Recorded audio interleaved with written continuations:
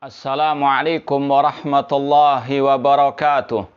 Innal hamdalillah nahmaduhu wa nasta'inuhu wa nastaghfiruh wa na'udzu billahi min syururi anfusina wa min sayyiati a'malina. Man yahdihillahu fala mudhillalah wa man yudlil fala hadiyalah. Asyhadu an la ilaha illallah wahdahu la syarikalah wa asyhadu anna Muhammadan abduhu wa rasuluh. Ya ayyuhalladzina amanu taqullaha haqqa tuqatih wa la tamutunna illa wa antum muslimun. Ya ayyuhan nasu taqu rabbakumul ladzi khalaqakum min nafsin wahidah wa khalaqa minha zawjaha wa batha minhuma rijalan katsiran wa nisaa'a wattaqullaha alladzi tasaaluna bihi wal arham innallaha kana 'alaikum raqiba. Ya ayyuhalladzina amanu taqullaha wa qulu qawlan sadida yuslih lakum a'malakum wa yaghfir lakum dhunubakum wa may yuti'illaha wa rasulahu faqad faza fawzan 'azima. Amma ba'd, fa inna asaqal hadits kitabullah wa khairal hadi hadyu Muhammadin sallallahu alaihi wasallam wa syarrul umuri muhdatsatuha wa kullu muhdatsatin bid'ah wa kulla bid'atin dhalalah wa kulla dhalalatin finnar. Ma'asal muslimin, ikhwani fillah wa akhwati, bapak-bapak, ibu-ibu, saudara-saudariku rahimani wa rahmakumullah. Alhamdulillah, segala puji bagi Allah Subhanahu wa taala yang mempertemukan kita kembali dalam kajian kitab Al-Ibana As-Sughra oleh Al-Imam Ibnu Battah Al-Ukbari yang wafat tahun 387 Hijriah atau di abad keempat Hijriah rahimallahu ta'ala. Langsung saja kita lanjutkan halaman 55 poin 151. Halaman 55 poin 151. Al-Imam Ibnu Battah Al-Ukbari rahimahullah berkata, wa qala murratu at-tayyibu fi qaulihi ta'ala wa afidatuhum hawa. Ada seorang ulama as-salaf yang bernama Murrah at-Tayyib. Beliau berkata tentang firman Allah surat Ibrahim ayat 43, wa afidatuhum hawa. Dan hati mereka itu hawa. Kalau terjemahannya, hati mereka kosong. Ayat ini kalau kita baca dari sebelumnya, surat Ibrahim ayat 42, Allah berfirman, وَلَا تَحْسَبَنَّ اللَّهَ غَافِلًا عَمَّا يَعْمَلُ الظَّالِمُونَ إِنَّمَا يُؤَخِّرُهُمْ لِيَوْمٍ تَشْخَصُ فِيهِ الْأَبْصَارُ. Jangan kalian mengira Allah lalai dari orang-orang yang berbuat zalim. La tahsabannallaha ghafilan amma ya'maludz zalimun. Jangan engkau kira Allah lalai dari perbuatan orang-orang yang zalim, dari rencana-rencana jahat orang-orang yang zalim. Sesungguhnya Allah yu'akhiruhum, menunda siksa azab atas mereka, liyaumin, pada suatu hari, taskhasu fihi al-absar, yang mata-mata manusia itu terbelalak. Muhti'ina mukni'i ru'usihim la yartaddu ilaihim tarfuhum. Mereka bergegas memenuhi panggilan Allah seraya mengangkat kepala mereka dan mata mereka tidak berkedip. Wa afidatuhum hawa, dan hati mereka kosong. Ma'asal muslimin, ikhwani fillah wa akhwati rahimani wa rahmakumullah. Ayat ini meskipun secara asalnya ditujukan kepada orang-orang kafir, namun sebagaimana dalam kaidah ilmu tafsir al-ibrah bi umumil lafadz la bi khususi sabab. Bahwasanya tolak ukurnya itu keumuman lafadz, bukan kekhususan sebab awal turunnya ayat tersebut. Sekali lagi, ayat ini meskipun awalnya ditujukan kepada orang kafir, tapi secara umum berlaku untuk orang-orang yang mirip dengan mereka. Maka demikian pula dengan orang-orang muslimin yang menyerupai mereka, baik dari ahli bid'ah ataupun dari orang-orang yang zalimin, yang berbuat zalim kepada hamba-hamba Allah Subhanahu wa taala. Jangan engkau mengira Allah lalai dari perbuatan zalim mereka, dari makar-makar orang-orang yang zalim. Mungkin mereka sekarang sukses membuat rekayasa rencana jahat mendolimi kita misalnya. Tapi yakini, di hari kiamat, kelak Allah akan membalas kedoliman mereka. Innama yu'akhiruhum. Sesungguhnya Allah menunda azab atas mereka di hari kiamat. Ya, ini sekali lagi harus kita yakini. Kalaupun mereka tidak diazab di dunia, akan ada pengadilan akhirat. Akan ada azab di akhirat. Sebagaimana yang Rasul tegaskan dalam hadis muflis. Atadruna mal muflis. Apakah kalian tahu tentang orang-orang yang bangkrut? Para sahabat menjawab pertama kali, al-muflis indana mala dirham wala dinar. Orang yang bangkrut adalah orang-orang yang tidak punya harta, dirham maupun dinar, kata para sahabat. Kata Rasul, bukan itu. Namun al-muflis man ata yaumal qiyamah bihasanatin ka'amsalil jibal. Orang yang bangkrut adalah yang datang pada hari kiamat dengan membawa kebaikan seperti gunung. Banyak beramal soleh. Namun kata Rasul SAW, orang itu syatama hadza wa qadhafa hadza wa daraba hadza wa safaka dama hadza. Namun orang itu mencaci orang lain tanpa hak, menuduh orang lain tanpa hak, memukul orang lain tanpa hak, atau merampas harta orang tanpa hak, atau bahkan menumpahkan darah orang lain tanpa hak, maka akan diambil kebaikan orang tersebut dan diberikan kepada yang dizalimi. Kalau kebaikannya sudah habis, kejelekan orang yang dizalimi akan diberikan kepada orang yang berbuat zalim tersebut, dan dia pun masuk neraka. Na'udzubillahi min dzalik.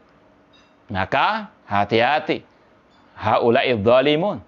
Jangan senang-senang dahulu kalau sekarang masih diberikan keleluasan oleh Allah Subhanahu wa taala. Ingat, liyaumin taskhasu fihi al-absar muhti'in muqni'i ru'usihim la yartaddu ilaihim tarfuhum wa afidatuhum hawa. Dan hati mereka kosong, kata Allah Subhanahu wa taala. Rasul SAW mengatakan, ittaqid dzulma fa inna dzulma dzulumatun yaumal qiyamah. Hati-hatilah dari kedzaliman, karena kedzaliman adalah kegelapan pada hari kiamat. Sekali lagi, ayat ini meskipun asalnya ditujukan kepada orang kafir, tapi berlaku untuk umum yang memiliki sifat-sifat seperti mereka. Di antaranya ahlul bid'ah. Mereka sifatnya afidatuhum hawa. Hati mereka kosong. Dia kosong dari kebenaran. Kemudian kata Murrah at-Tayyib tadi, qala munharifatun anil haq. Arti wa afidatuhum hawa, hati mereka berpaling dari kebenaran. La ta'isyai'an, tidak tahu kebenaran, karena sudah asik dengan kebatilan. Dan al-batil, kalau sudah mengakar, sudah berkarat dalam hati manusia, maka kebenaran akan menjauh darinya. Fala mazaghu azaghallahu qulubahum. Ketika mereka sudah berpaling, semakin Allah palingkan dari kebenaran. Al-jaza min jinsil amal, kata para ulama. Balasan sesuai dengan amal perbuatan. Wa may yushaqiqir rasula min ba'di ma tabayyana lahul huda wa yattabi' ghaira sabilil mu'minin nuwallihi ma tawalla wa nuslihi jahannam wa sa'at masira. Barang siapa yang menyelisih Rasul setelah jelas kebenaran baginya dan dia mengikuti selain jalan para sahabat, Allah sesatkan, Allah palingkan kemana dia berpaling, dan Allah masukkan dia ke neraka jahanam, dan jahanam sejelek-jelek tempat kembali. Allah menyesatkan manusia karena sebab perbuatan orang itu sendiri, yang dia berpaling dari kebenaran. Maka semakin Allah sesatkan. Wa man yudlil fala hadiyalah. Barang siapa yang Allah sesatkan, tidak akan ada yang bisa memberikan petunjuk kepadanya. Na'udzubillahi min dzalik. Di sini perintah, seruan untuk kita istiqomah di atas al-haq, kebenaran, dan kebenaran min rabbika, dari Rabbmu, yaitu dari Al-Quran dan Sunnah Rasulullah SAW yang sahihah dengan pemahaman para salafus saleh.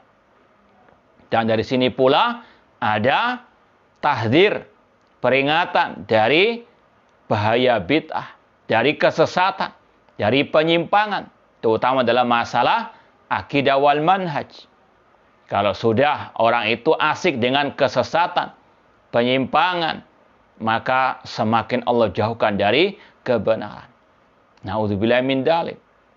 Ya, apalagi yang sudah ditegakkan hujjah, ya, ikut daurah masyayikh akidah wal manhaj, namun masih menyimpang dalam akidah wal manhaj. Na'udzubillahi min dzalik. Ini falamma zaghu azaghallahu qulubahum. Ketika mereka berpaling, semakin Allah palingkan, semakin jauh dari akidah as-salaf, dari manhaj as-salaf, meskipun masih mengaku dai salaf atau dai salafi, dai ahli sunnah wal jamaah. Maka hati-hati.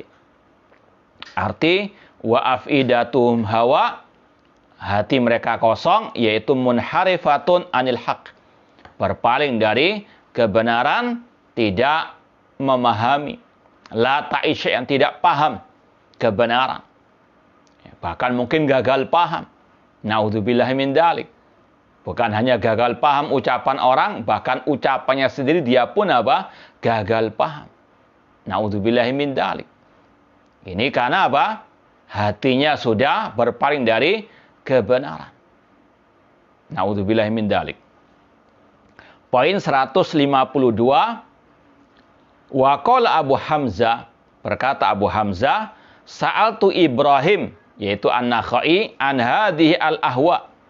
Abu Hamzah bertanya kepada seorang ulama tabi'in yang bernama Ibrahim An-Nakhai, murid dari Abdullah bin Mas'ud radhiyallahu anhu, tentang kelompok-kelompok sesat. Abu Hamzah bertanya kepada Ibrahim An-Nakhai tentang kelompok-kelompok sesat.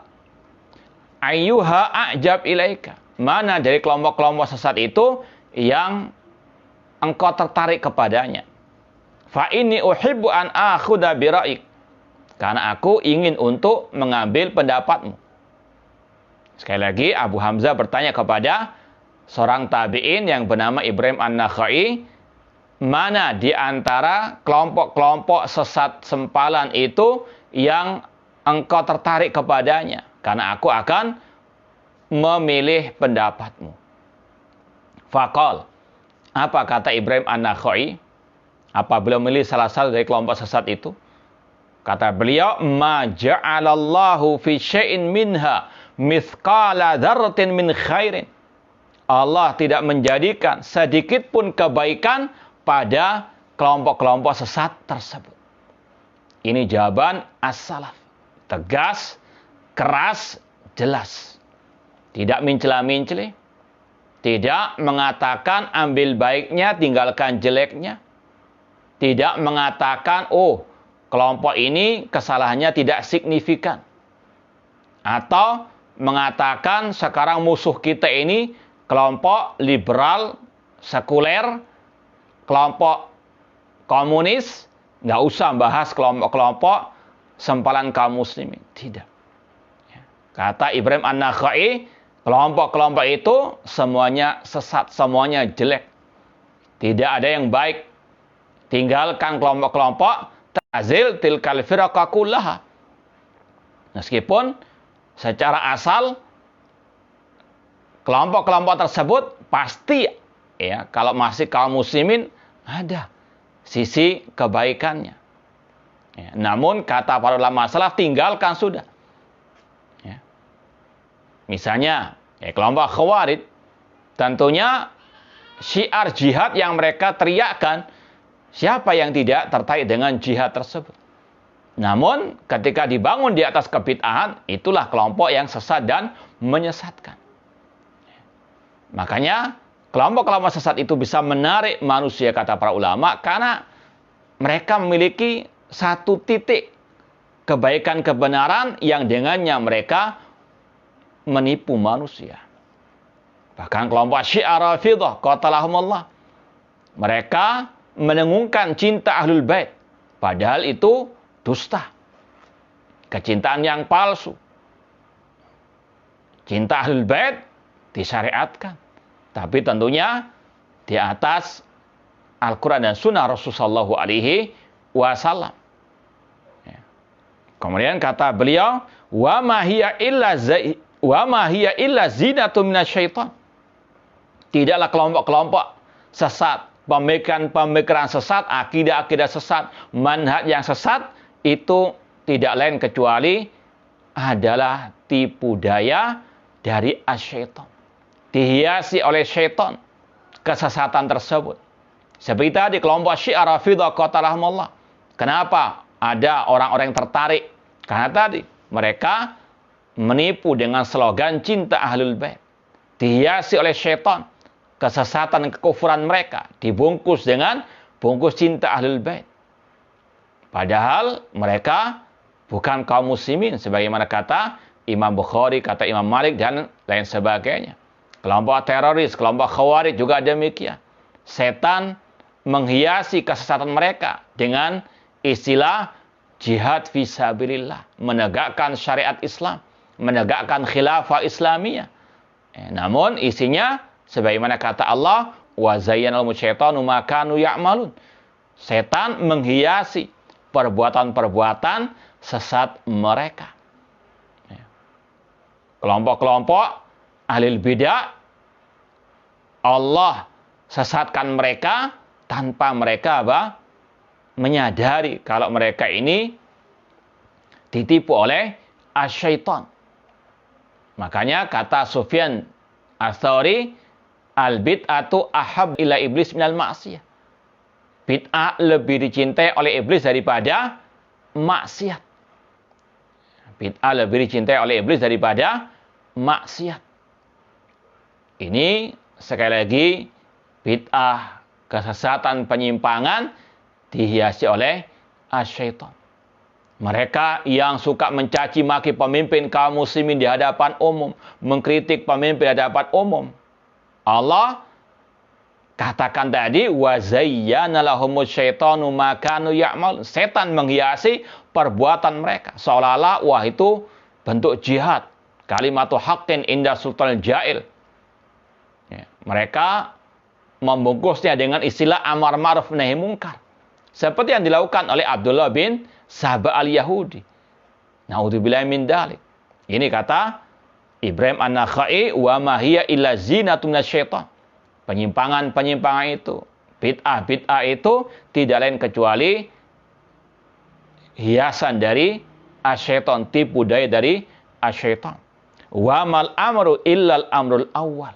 Tidak ada kebaikan, tidak ada kebenaran kecuali dengan mengikuti perkara yang pertama, yaitu apa yang diajarkan Rasul, diajarkan oleh para sahabat Ar-Rasul sallallahu alaihi wasallam, ma'ana alaihi wa ashabi. Itu yang baik.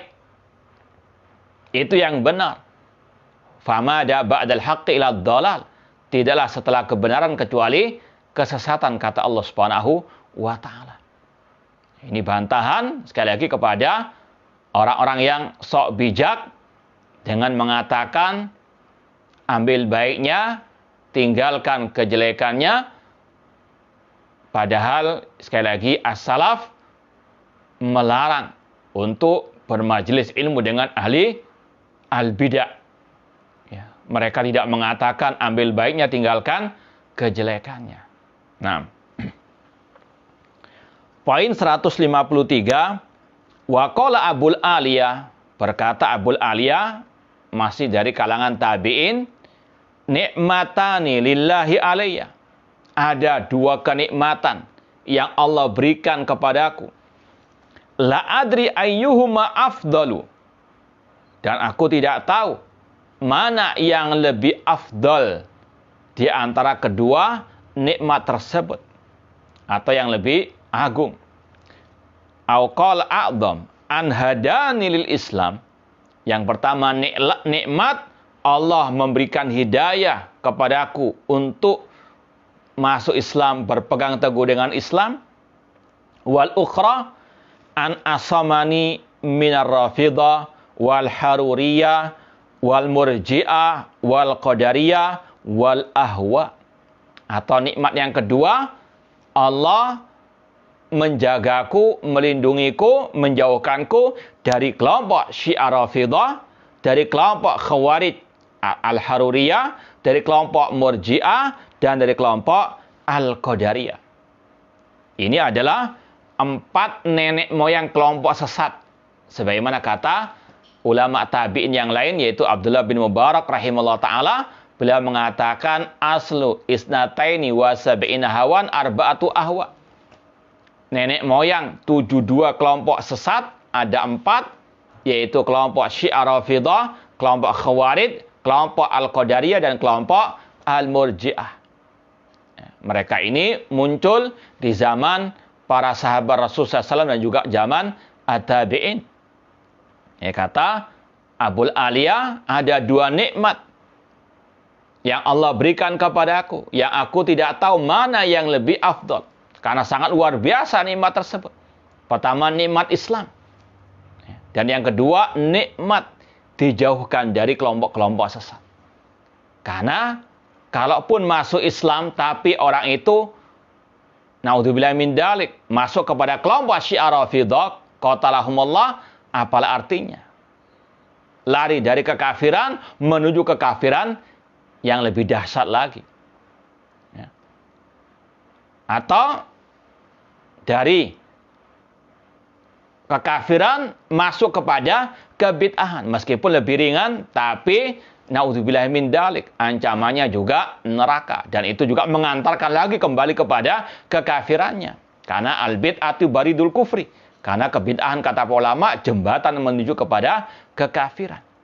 Intinya di sini ada 2 nikmat yang sangat luar biasa. Nikmat masuk Islam, berpegang teguh dengan Islam, dan yang kedua, nikmat dijauhkan dari kelompok-kelompok sesat, dari pemikiran-pemikiran sesat.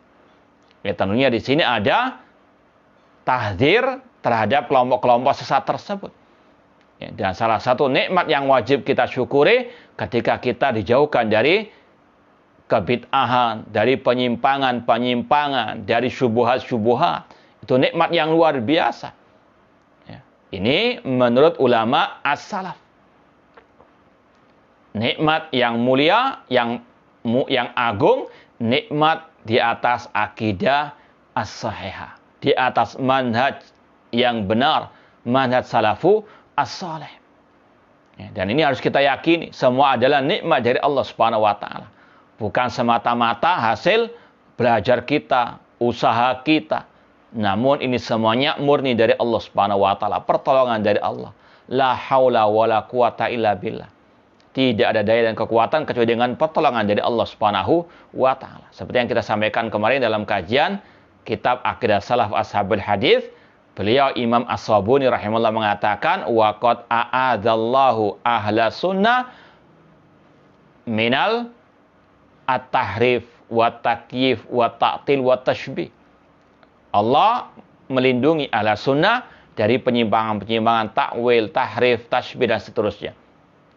Demikian pula di sini kita tahu akidah sahihah, kita bisa berpegang teguh dengan akidah sahihah, itu semuanya bitaufik dan dengan pertolongan dari Allah Subhanahu wa taala. Maka wajib untuk kita mensyukurinya. Yang pertama, mensyukurinya dengan hati. Sebagaimana kata Imam Ibnu Qudamah, rukun syukur ada 3, yaitu yang pertama, meyakini dalam hati. Ini semuanya dari Allah Subhanahu wa Ta'ala. Wa ma bikum min nikmatin famin Allah. Nikmat apapun yang kalian terima, itu semuanya dari Allah Subhanahu wa Ta'ala. Nikmat paham akidah saya, tahu ilmu yang benar, itu semuanya murni dari Allah Subhanahu wa Ta'ala. Qalu subhanaka la ilma lana illa ma 'allamtana. Malaikat mengatakan, maha suci engkau ya Allah. Subhanaka la ilma lana. Kami tidak memiliki ilmu kecuali apa yang kau ajarkan kepada kami.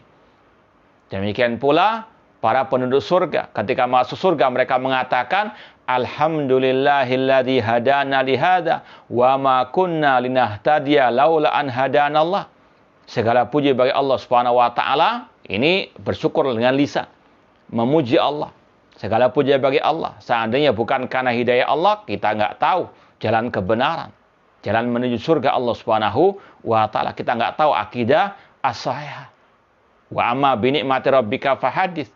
Di antara bentuk bersyukur kepada Allah, di antaranya menceritakan kenikmatan tersebut kepada orang lain. Wa amma bi ni'mati rabbika fahadits. Kemudian yang ketiga, yaitu kita menggunakan nikmat tersebut dalam perbuatan kita.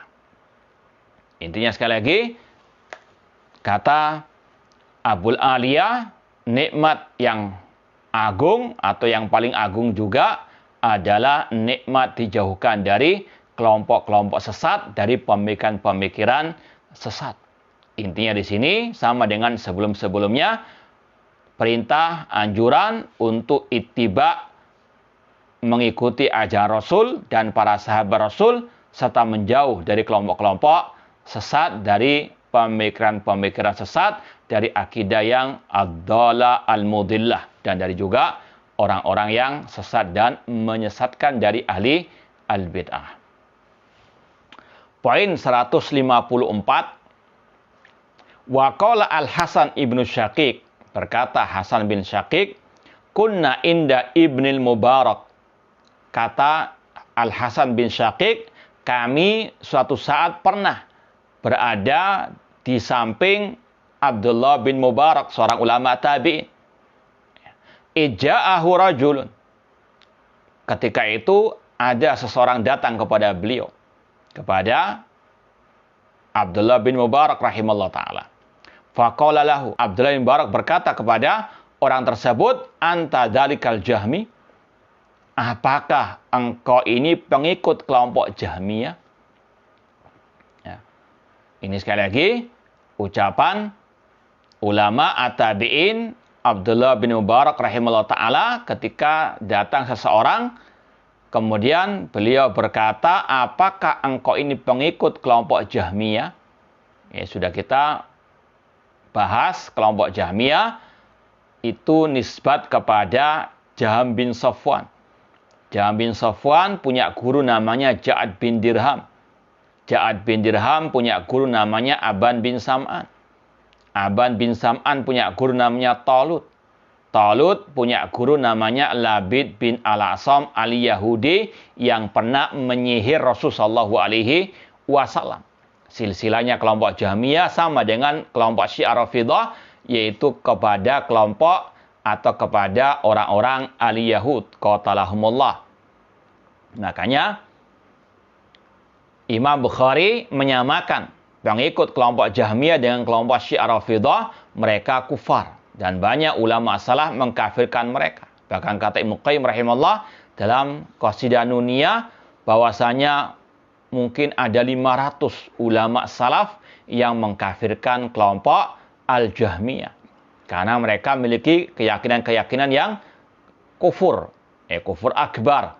Di antaranya mengatakan Allah tidak punya nama, tidak punya sifat. Mereka mengatakan Al-Quran makhluk. Mereka mengingkari kekekalan surga dan neraka, dan lain seterusnya. Ya, ini keyakinan kelompok Al-Jahmiyah.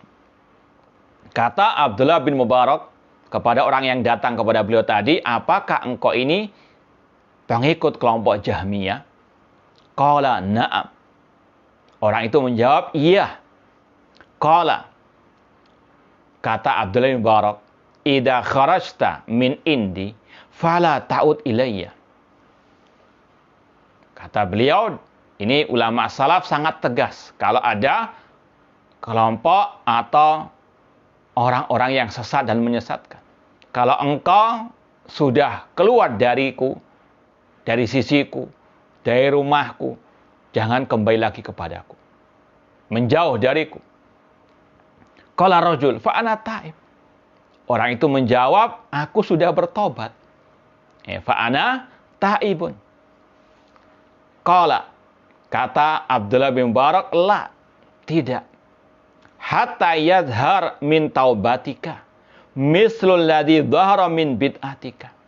Aku tidak mau mengakui kalau engkau itu sudah bertobat sampai betul-betul nampak taubatmu sebagaimana nampak kebid'ahanmu. Ini sikap tegas para as-salaf. Ya. Yaitu berhati-hati dari mereka. Kalaupun mengaku sudah tobat, harus dimintai tobat yang terang benderang. Apalagi kesalahannya di hadapan umum. Ya, makanya Allah dalam Al-Quran mengatakan, illal ladzina tabu wa aslahu wa bayyanu. Kecuali orang-orang yang telah bertobat dan memperbaiki diri dan wa bayyanu. Menjelaskan, mengklarifikasi. Ya. Tidak cukup misalnya nge-share ucapan, statement, penyataan yang sesat, yang menyimpang misalnya. Atau mungkin mengkritik pemimpin lewat dompleng, kritikan orang lain. Ketika kita bantah, dihapus. Tidak cukup. Illal ladzina tabu wa aslahu wa bayyanu, sampai mengklarifikasi, itu adalah suatu kesesatan. Itu suatu penyimpangan, itu suatu kesalahan. Bukan mencela-mencela, bukan ngalor ngidul menjawabnya. Ya. Apalagi diulang lagi terus-menerus. Maka itulah taubat yang tidak bisa diterima. Tidak semua orang yang mengaku bertobat itu bisa apa? Diterima. Banyak orang-orang yang mengaku tobat-tobat dari kebid'ahan, kesalahan, penyimpangannya. Namun kalau dilihat jati dirinya, tidak ada tobat. Bahkan lebih parah. Na'udzubillah min dzalik. Ya. Ini juga mirip dengan pembahasan memaafkan orang yang berbuat kesalahan. Allah menjelaskan, faman afa wa aslaha. Barang siapa yang memberi maaf dan itu membuat orang tersebut yang dimaafkan menjadi baik. Ya. Kata para ulama seperti Syekh Al-Albani rahimahullah, Syekh Muhammad bin Utsaimin, kalau ada orang yang dikasih maaf, tapi semakin menjadi kejelekannya, jangan dikasih maaf. Ya. Makanya tidak semudah yang dikeluarkan oleh sebagian orang, maafkan. Ya. Karena banyak orang-orang yang seperti yang sering kita sampaikan, serigala berbulu sapi. Ya. Sudah rangkulan, minta maaf, tapi besoknya nyerang lagi. Na'udzubillahi min dzalik. Qatalahumullah. Ini sekali lagi orang-orang yang khianat. Orang-orang yang tidak bisa diberikan maaf. Makanya di sini kata Abdullah bin Mubarak, beliau nggak percaya kalau orang itu bertobat sampai betul-betul nampak tobatnya. Sama dengan tadi, kita mau maafkan kalau betul-betul nampak betul-betul dia apa? Baik. Tapi kalau dimaafkan namun di belakang menyerang, namun besok menyerang lagi, mendolimi lagi. Na'udzubillah min dzalik. Ini orang-orang yang khianat. Meskipun teriak-teriak akhlak-akhlak, padahal mereka sendiri akhlaknya akhlak ya tadi. Orang-orang serigala berbulu sapi. Wa idza khasama fajar, kata Rasul, dianciri orang munafik ketika berseteru mereka berbuat curang. Na'udzubillah min dzalik. Maka sama dengan ini. Kata para ulama, illal ladzina tabu wa aslahu wa bayyanu. Ini mengingatkan kita pada kasus Syekh Saleh Al-Munajjid ketika menulis buku wasiat untuk rumah tangga. Di awal-awal cetakan kitab itu ada wasiat untuk memiliki perpustakaan yang di situ ada buku-bukunya Said Qutb. Ya, kita sudah paham semuanya insya Allah. Said Qutb adalah bapak terorisme abad ini. Pemikiran-pemikirannya sesat luar biasa.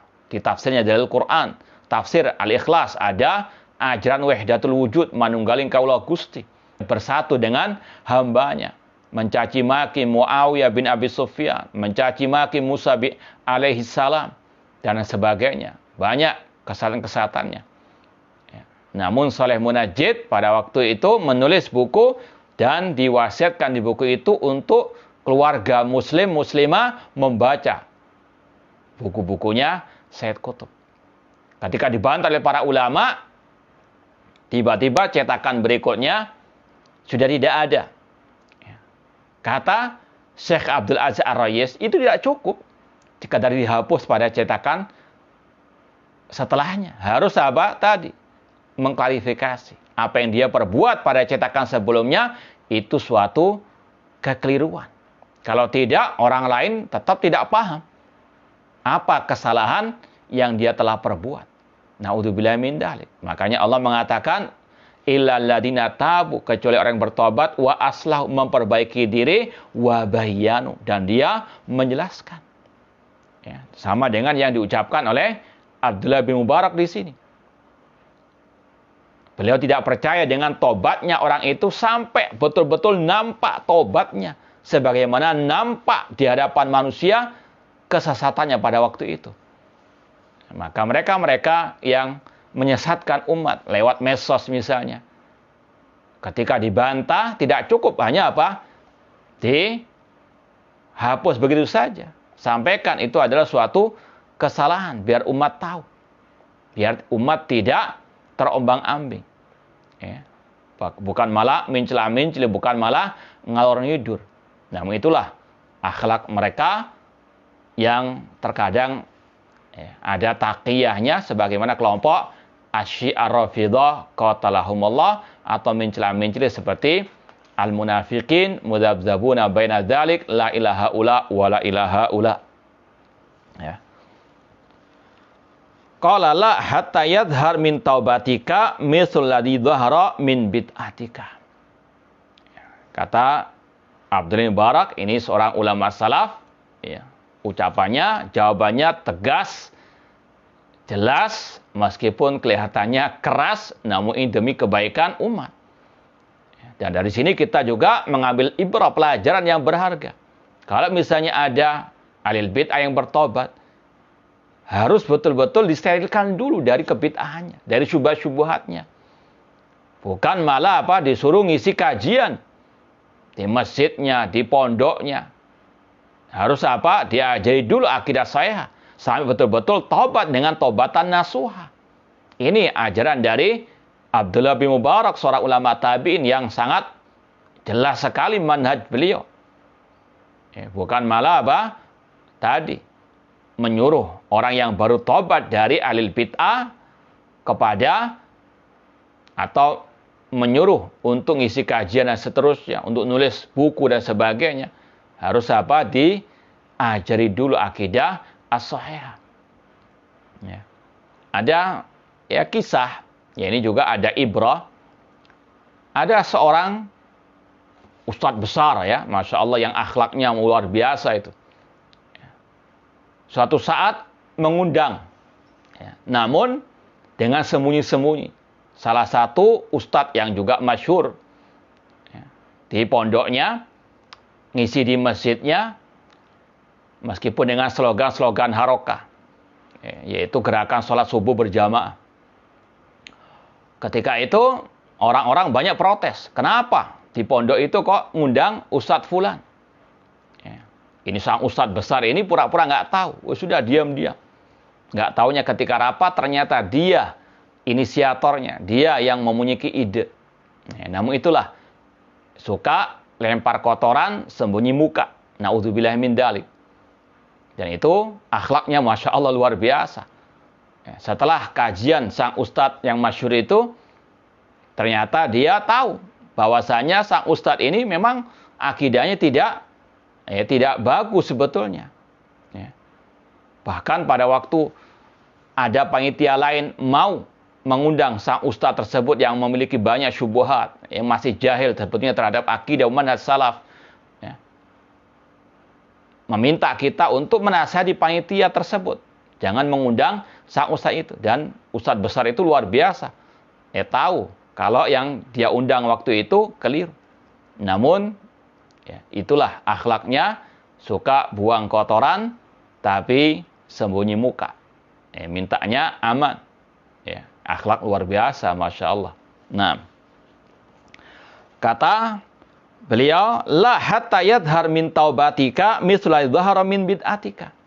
Intinya kalau ada orang yang baru tobat dari kebid'ahan penyimpangan, harus betul-betul jelas dulu tobatnya. Jangan diundang kajian, jangan dijadikan ustadz dahulu. Suruh dia belajar yang benar akidah dan manhaj as-salaf. Dan juga jangan mencela-menceli. Terkadang dicela, terkadang dipuji, tidak. Harus betul-betul dia diajari akidah manhaj yang benar. Kemudian poin yang terakhir di sini 155, wa qala Baqiyah ibnul Walid, berkata seorang ulama salaf yang bernama Baqiyah bin Walid, qala li Thabit ibnu Ajlan, berkata kepada aku Thabit bin Ajlan, adraktu Anas ibn Malik wa Sa'id ibn al-Musayyib wa Amir Asy-Sya'bi wa Ibrahim an-Nakhai wa Sa'id bin Jubair wal Hakam ibnu Utaibah wa Hamad bin Abi Sulaiman wa Atha wa Tawus wa Mujahid wa Ibn Abi Mulaika wa Makhulan wa Sulaiman ibn Musa wal Hasan wa Ibn Sirin wa Aba Amir. Kata Thabit al-Ajlan, aku pernah berjumpa atau berguru kepada ulama-ulama Ahlussunnah as-Salaf dari kalangan para sahabat, para tabi'in, di antaranya Anas bin Malik, Sa'id bin Musayyib dari kalangan tabi'in, Asy-Sya'bi, Ibrahim an-Nakhai, Sa'id bin Jubair, Al-Hakam bin Utaibah, Hamad bin Abi Sulaiman, Atha, Tawus, Mujahid, Ibn Abi Mulaika dan sebagainya. Dan juga Abu Amir, adraka Abu Bakar As-Siddiq radhiyallahu anhu, ma'a ghairihim qasammahum. Dan juga aku berjumpa dengan Abu Amir yang dia pernah berjumpa dengan Abu Bakar As-Siddiq radhiyallahu anhu dan yang lainnya. Fakulluhum, semua ulama salaf memberikan aku wasiat, ya'muruni bis shalah fi jamaah, memerintahkan aku untuk salat berjamaah di masjid. Tentunya sudah dibahas oleh para ulama yang benar dari pendapat ulama tentang hukum salat berjamaah di masjid, hukumnya wajib. Kecuali kalau ada udzur yang syar'i. Seperti kalau ada banjir bandang, ada hujan deras misalnya, apalagi ada virus corona. Ini adalah udzur yang memalingkan dari wajib kepada yang tidak wajib. Sekali lagi, hukum asalnya wajib. Kecuali kalau ada udzur yang syar'i. Makanya Rasul ketika ada hujan deras atau ada hujan, beliau memerintahkan, muadzinnya mengatakan, sallu fi buyutikum. Salatlah kalian di rumah-rumah kalian. Artinya gugur kewajiban tersebut. Wa yanhani anil ahwa wal bidah. Kata Thabit al-Ajlan tadi, ulama salaf semuanya melarangku dari kesesatan, dari kebid'ahan, dan dari pemikiran-pemikiran sesat dan menyesatkan. Hatta qal wa qala li ya Aba Muhammad. Kemudian Baqiyah bin Walid mengatakan bahwasanya Thabit al-Ajlan berkata kepadaku, ya Aba Muhammad, wa Aba Muhammad, wallahi ma min amali syai'in aw thaqa fi nafsi min misyati ila hadal masjid. Demi Allah, tidak ada suatu perbuatan yang sangat melekat pada jiwaku, diriku, dari berjalan ke masjid untuk melaksanakan tadi salat berjamaah, karena pahalanya luar biasa. Rasul mengatakan, ala adullukum ala ma yamhullah bil khataya wa yarfa bihi darajat. Tahukah kalian atau maukah kalian aku beritahukan tentang amal perbuatan yang bisa menghapus dosa, bisa mengangkat derajat. Kata Rasul di antaranya kasratul khut' al masajid. Banyak melangkah ke masjid. Ya. Kemudian walarubbama kana alaihil wali kama sya'allah an yakuna qad arafna dzalika minhu wa ra'ayna fala nada'u shalah khalfahu. Bahkan seandainya imam salat berjamaah di masjid itu adalah seorang wali pemimpin kaum muslimin yang mungkin dolim atau yang lainnya yang tidak disukai misalnya, tetap aku salat di belakangnya. Ini akidah Ahlussunnah wal Jamaah, salat di belakang pemimpin meskipun bukan pemimpin yang adil, tetap menghormati pemimpin kaum muslimin. Ini akidah as-salaf. Apalagi berkaitan dengan pemimpin kaum muslimin. Dan sudah sering kita sampaikan 9 poin, ya 9 poin, 9 sikap akidah Ahlussunnah wal Jamaah terhadap pemimpin kaum muslimin. Membaiatnya, menghormatinya, tidak mencaci maki dan membencinya, mendengar dan taat kepada perintah yang tidak maksiat kepada Allah, bersabar kalau ada hal yang tidak disukai dari pemimpin, menasihati pemimpin dengan rahasia dan dengan lemah lembut, mendoakan pemimpin dengan kebaikan, tidak memberontak kepada pemimpin kaum muslimin, dan melaksanakan sebagian ibadah bersama pemimpin kaum muslimin. Ya. Ini yang bisa kita sampaikan pada kesempatan malam hari ini. Mudah-mudahan bermanfaat. Semoga Allah Subhanahu wa taala senantiasa memberikan kepada kita keistiqomahan di atas akidah dan manhaj salaf sampai akhir hayat kita nanti, dan semoga Allah menjauhkan kita dari segala bentuk syubhat, dari segala bentuk kebid'ahan, dan dari ahli al-bid'ah, dan dari makar-makar jahat mereka atau dari orang-orang yang suka membuat makar. Wa makaru wa makarallah wallahu khairu al-makirin. Wallahu taala alam. Bismillah.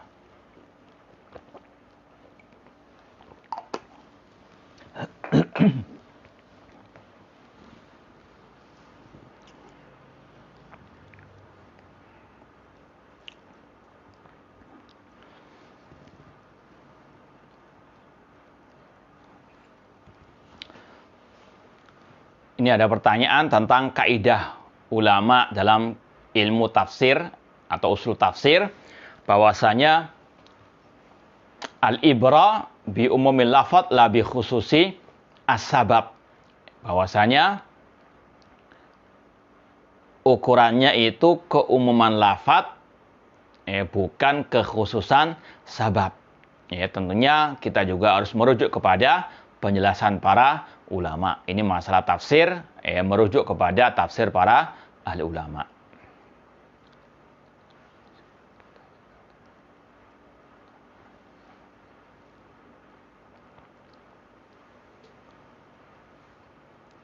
Bagaimana cara membantah dan bagaimana sikap kita jika ada yang mengatakan ucapan salaf tentang tahzir terhadap bid'ah dan al-bid'ah tidak tepat dilakukan saat ini? Jika tetap diterapkan, maka ini dikatakan sikap kurang bijak karena waktu dan tempat sudah berbeda. Padahal beliau orang yang mengucapkan ini adalah seorang ustadz, dikatakan kibar di tengah dakwah salafiyah, dan menganjurkan bersikap bijak kepada al-bid'ah agar tertarik terhadap dakwah kita. Ini ustadz yang jahil murakkab. Ya. Kata para ulama, bedakan antara mentahzir dengan menghajar. Mentahzir itu memperingatkan umat dari bahaya bid'ahnya. Ini berlaku sampai yaumil qiyamah. Kullu bid'atin dhalalah. Rasul mentahzir bid'ah dan kita mentahzir bid'ah. Bahkan dalam setiap khutbatul hajah. Mentahzir artinya memberi peringatan, awas bahaya. Ya, memberikan apa? Peringatan. Memberikan teguran. Larangan, jangan mendekat kepada ahli bid'ah. Ini sepanjang zaman. Ya. Namun yang berbeda masalah hajar, memboikot. Ya. Seperti yang kita sering sampaikan, kalau misalnya Pak RT antum dari ahli bid'ah, ya, Kalau dia memiliki kajian di rumahnya, jangan datang. Ya, kalau dia berbuat bid'ah, antum jangan apa? Mendatangi. Tahdzir saudara antum. Larang dia datang kepada majelisnya. Tidak ada masalah. Tapi ketika kita bermuamalah dengannya, tidak boleh kita memboikotnya karena kita nggak punya kekuatan. Ya. Sekali lagi bedakan. Ini di zaman beliau karena orang-orang banyak yang sudah paham sunnah. Akidah sahihah itu sudah merata. Kalau ada yang nyeleneh, memang ini wataknya seperti itu. Maka diusir oleh Imam Malik. Seandainya sekarang ada orang yang datang ke majelis kita bertanya seperti itu, maka kita harus sabar, tahan pelan-pelan. Ya. Karena memang zaman dahulu, di zaman Imam Malik, Ahlussunnah mayoritas. Ya. Beliau memboikot orang itu dengan mengusirnya. Kalau sekarang beda, itu betul. Bedakan antara apa? Menghajar dengan mentahdzir tadi. Demikian pula, bedakan antara ulama. Jangan suka kita memvonis orang itu ahli bid'ah. Bedakan mentabdi' dengan mentahdzir. Kita memperingatkan, awas, ini pemikiran yang bid'ah, ini pemikiran yang sesat. Ya. Jadi terkadang ada orang-orang yang gagal paham. Jadi sekali lagi, mentahdzir umat dari kebid'ahan dan ahli bid'ah ini berlaku sampai akhir zaman. Dan kalau kita lihat para ulama-ulama, mereka mentahdzir. Ya. Kalau coba contohkan satu ulama yang tidak pernah mentahdzir sama sekali dari bid'ah dan dari ahli bid'ah di zaman sekarang. Atau 3, Imam ahli sunnah, Syekh bin Baz, Syekh Albani. Ya, mereka punya buku-buku karangan yang mentahdzir umat dari bid'ah. Maka sekali lagi hati-hati orang-orang yang mengaku dai sunnah, ustaz salafi, namun jahil murakkab terhadap akidah wan manhaj salaf. Naudzubillahi min dzalik. Nah, kita mau bacakan tadi dari asar Abdullah bin Mubarak tadi dengan sarah Syekh Abdul Aziz Ar-Rajihi.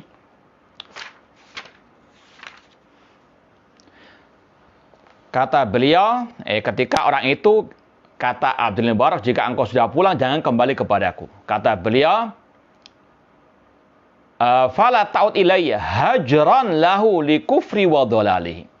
Itu bentuk hajar beliau terhadap kekafiran dan kesesatannya. Wa hadza yadullu ala wujubi hajri ahlil bid'ah wa ibadihim. Ini menunjukkan wajibnya menghajar, memboikot ahlil bid'ah dan menjauhkan mereka atau menjauhkan diri dari mereka. Wa la yakunun julasa lahu, tidak menjadi orang yang bermesraan dengannya. Insya Allah kita lanjutkan setelah al-adzan. Wallahu ta'ala alam.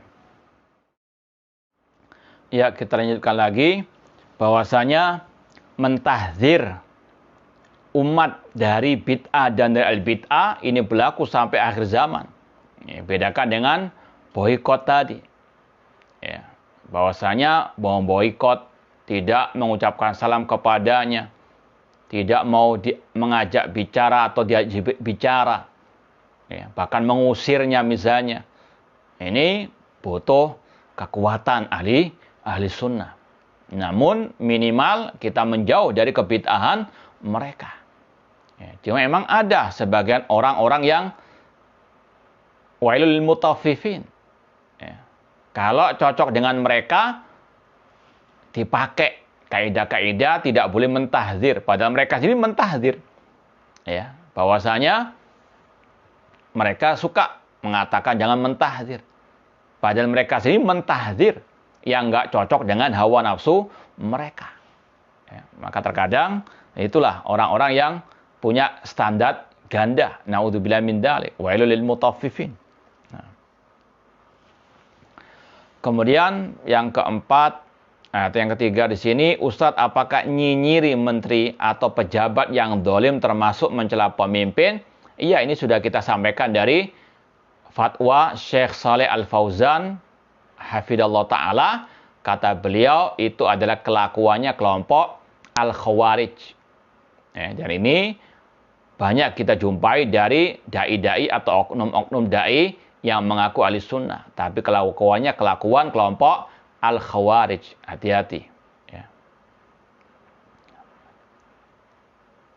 Tentang masalah salat berjamaah dan berkaitan dengan virus corona ini, ya kita wallahu alam lebih condong kepada pendapat selama memang masih ada udzur dengan menyebarnya virus corona yang luar biasa, ada udzur untuk tidak salat berjamaah di masjid. Ya, kalau mau datang silahkan. Ya, tapi tetap harus menjaga protokol kesehatan. Ya, 3M itu. Jaga jarak, ya, kemudian memakai masker. Ini semua kemaslahatan kita semuanya. Ya. Sekali lagi, wala tulqu bi'aidikum ila at-tahluka. La darara wala dirar. Bagaimana dengan sebagian orang-orang yang menisbatkan dirinya sebagai salafiyin tetapi berpemahaman boleh mengkritisi kebijakan pemerintah di sosmed asal tidak dengan niat untuk memberontak. Ini sebagaimana ucapan alil bidah. Yang penting niatnya baik. Ya. Na'udzubillah min dzalik. Ya, makanya sekali lagi ada krisis akidah dan manhaj di tengah-tengah yang menisbatkan diri kepada dakwah salafiyah. Tidak paham lagi akidah manhaj salaf. Ya, ini bukan hujjah as-salafiyin. Ini bukan hujjah salaf. Hujjah salaf ittiba'ul kitab wa sunnah. Al-amrul awal. Pegang erat sunnah Rasul dan para sahabat Rasul sallallahu alaihi wasallam. Bukan main akal-akalan seperti ini. Jelas-jelas Rasul mengatakan man arada an yansaha lidi sultanin fala yubdi alaniyatan. Barang siapa ingin menasihati pemimpinnya jangan di hadapan umum. Nggak ada kata-kata boleh kalau niatnya baik, niatnya nggak memberontak. Justru itulah wasilah kepada kudeta, pemberontakan, atau minimal menjatuhkan martabat pemimpin kaum muslimin. Na'udzubillah min dzalik. Dan itu sekali lagi kelakuannya kelompok Al-Khawarij, itu bid'ahnya Abdullah bin Saba al-Yahudi. Nah,